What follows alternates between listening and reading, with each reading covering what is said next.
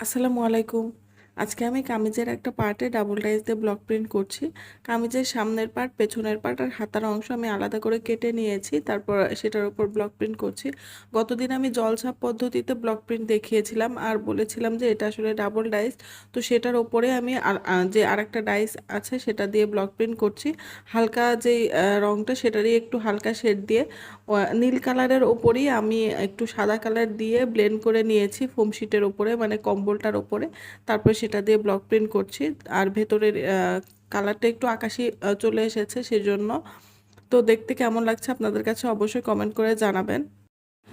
ইনশাআল্লাহ খুব তাড়াতাড়ি পুরো 3 পিসের টিউটোরিয়াল ভিডিওটা আপনাদের সাথে শেয়ার করব, আশা করি অনেক ভালো লাগবে। তো আজকের ভিডিওটি এতটুকুই, সবাই ভালো থাকবেন। আল্লাহ হাফেজ, আসসালামু আলাইকুম।